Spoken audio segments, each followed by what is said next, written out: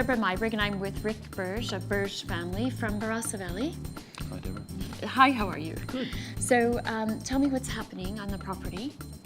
Well, we've had an outstanding year. 2012 was probably the best vintage I've had the good fortune to ever have. It was just a copybook vintage, especially after last year, which was a very difficult one.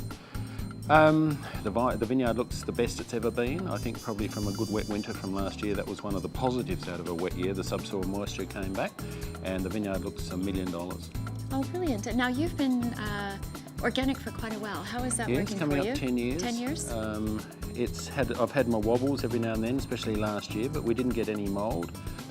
Dilution was probably our biggest problem, but just to see the vines bounce back from droughttish years, dry years, and I think healthy vines can stand up to moulds and mildews much better, but I think also fruit flavours are better because the microbes in the soil and the vine's stronger, and yeah, just a whole lot of things. I can't just put my finger on it. I can only feel that the fruit's better. Well, brilliant. I'm glad. And the soil's healthier. Yes, yes. Now, styles in the Barossa are in a bit of a pendulum swing at the moment. Are we headed toward a little bit lighter, fruitier styles?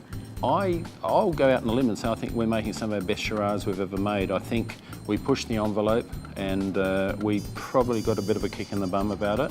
But that was a style that the public were buying, and to a certain degree, fortunately, I resisted to a certain degree, and I think if it was, because I travel a lot and I see these beautiful wines around the world, and I've always wanted, I'm not trying to copy them, but I'm trying to copy their beautiful drinkability, and I believe a great wine is one that you want a second glass of. Yeah. Oh, most definitely, or more. Now, Barossa has kind of been lumped into a category that all wines from the Barossa are approximately the same profile. Can you talk about some of the distinctions in the different valleys? No, we're doing a lot of work at the moment. Mapping and sub-regionality is a big thing, from sort of ironstone soils through to sandy loams, through to clay soils, through to calcareous soils, and the flavours. And it's taking a lot, but to actually get the individual parcels of wine. We're in the southern end, and we have a probably more perfumed profile to our wines, and I think I've capitalised on it's like getting a beautiful fillet steak and then cooking it till it's dry as a chip. You know, you're wasting good fruit.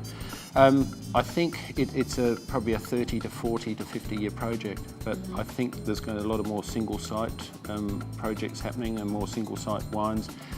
Any names we should watch? Well, you've got your classics, you've got your Northern Barossa, your Kalimna, Moppers, you've got our end, Lindop, Williamstown, Rowlands Flat has its more ironstony type characters, and then you go McColta Way, and then you've got the beautiful red clay loams of Greenock and Sepulchsfield and places like that. So they've each got their, and I think it's really good because it's such a long-term thing that we can excite younger generations to pick up on.